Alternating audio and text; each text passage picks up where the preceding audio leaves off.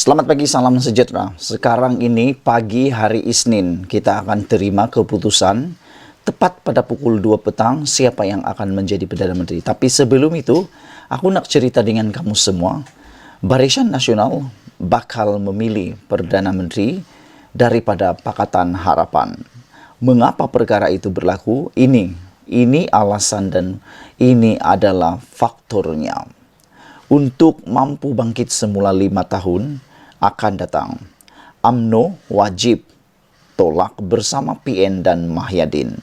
Inilah faktornya.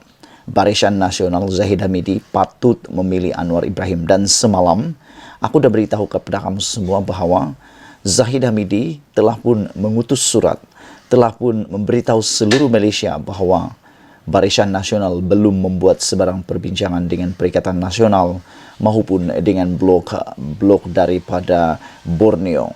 Makna kata, apa-apa perkara boleh berlaku dan seperti yang telah dikatakan oleh Anwar Ibrahim, dia masih lagi berpendirian, dia masih lagi mengatakan dia mempunyai cukup nombor untuk menjadi Perdana Menteri. Jom, aku nak ulas kepada kamu semua mengapa Barisan Nasional akan memilih Mahyadin, bukan memilih Mahyadin Mat Yassin, tetapi memilih Anwar sebagai Perdana Menteri. Dalam keadaan kritikal sebelum jam 2 petang hari ini, sebagaimana yang dikehendaki oleh Istana Negara dan Agong bagi urusan pembentukan sebuah kerajaan baru, pendirian dan sokongan BN adalah penentu segala-galanya. Jika Barisan Nasional yang mempunyai jumlah 30 ahli parlimen memutuskan untuk bersama PN yang sudah disokong, GPS dari Sarawak dan GRS dari Sabah, maka PN lah yang akan menjadi kerajaan. Sekaligus menyaksikan Muhyiddin yang gagal teruk sebagai Perdana Menteri selama 17 bulan sebelum ini, kembali semula memegang jawatan tersebut. Berbeza dengan Tun Mahathir yang berjaya menjadi Perdana Menteri buat kali kedua pada 2018 dulu kerana rekod kejayaannya, Muhyiddin akan tercatat dipilih buat kali kedua juga tetapi kerana rekod kegagalannya.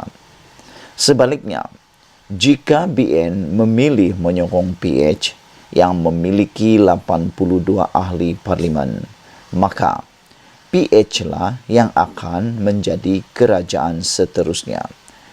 Seterusnya, ini akan meletakkan Anwar Ibrahim yang dikenali di seluruh dunia sebagai Perdana Menteri. Kita tak boleh nafikan bahawa jika dibanding dengan kebolehan menjadi Perdana Menteri dan potensi menjadikan Malaysia gah di seluruh dunia, tidak dapat dinafikan bahawa Anwar Ibrahim sangat jauh meninggalkan potensi Muhyiddin Yassin. Muhyiddin Yassin terbukti telah gagal sebelum ini pada pemerintahannya sebagai Perdana Menteri kali pertama, manakala Anwar Ibrahim belum lagi, tetapi terbukti amat dihormati, disegani oleh mana-mana kuasa yang ada di seluruh dunia juga dalam negara ini. Jadi, persoalannya, apakah pilihan yang terbaik bagi Barisan Nasional? PRU 15 menyaksikan Barisan Nasional mencatat sejarah terburuk dengan hanya mampu menang 30 kerusi parlimen dan 26 daripadanya mewakili UMNO. Secara umumnya, UMNO begitu ditolak dan mahu tidak mahu, ia perlu bangkit semula pada PRU 16 pada 5 tahun akan datang jika tidak mahu berkubur terus. Untuk mampu bangkit semula, UMNO dan BN tidak boleh memilih untuk bersama PN kerana di dalam gabungan itu terdapat Bersatu dan PAS yang bukan saja merupakan musuhnya, bahkan bertanding di kawasan Melayu yang sama.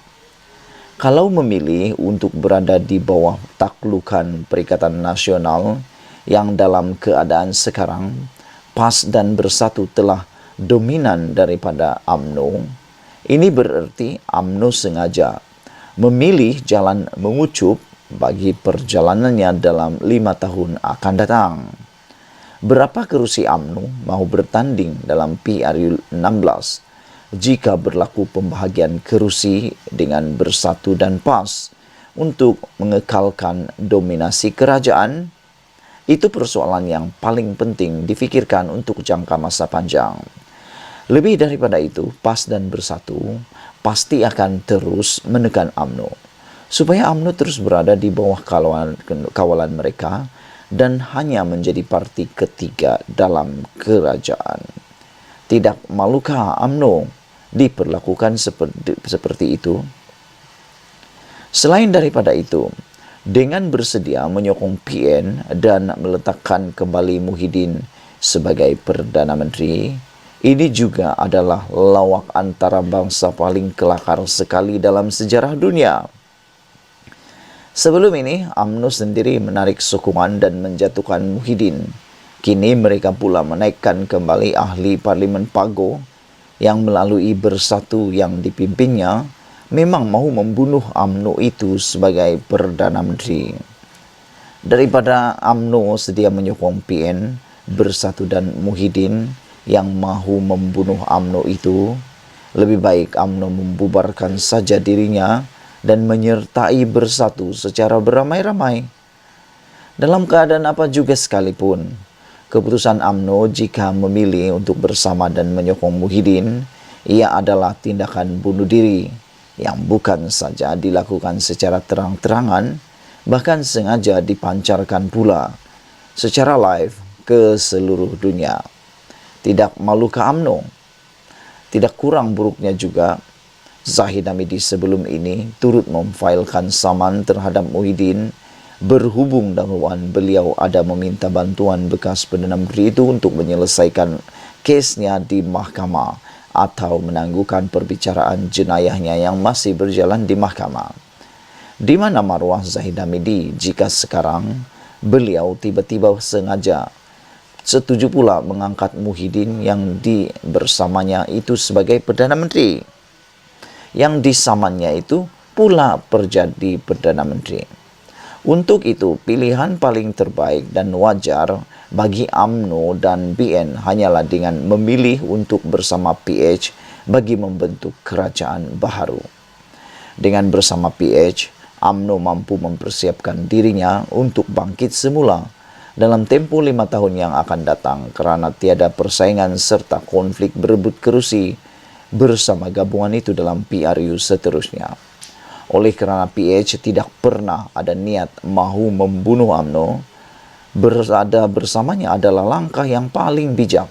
Selamat bagi tujuan untuk bangkit semula itu dan jadikanlah kedudukan dalam kerajaan itu untuk matlamat tersebut. Lebih baik hanya dengan BN bersama PH sajalah yang mampu mewujudkan sebuah kerajaan yang sederhana yang diterima di peringkat antara bangsa setelah imej kerajaan campuran sebelum ini begitu buruk di mata rakyat dan dunia. PAS yang menguasai PN sekarang, walaupun Muhyiddin sebagai Perdana Menteri, kerajaan yang terbentuk nanti adalah kerajaan yang bultra, resis dan suka bermusuh, bukan saja dengan bukan Islam, malah sesama Islam yang tidak sebulu dengan mereka. Pokoknya, kedudukan PN dengan penguasaan PAS ini adalah tidak harmoni untuk masa depan negara. Selain lemah dengan barisan kabinet daripada parti tersebut yang terbukti tidak berkemampuan dan wibawa dalam bidang pentadbiran.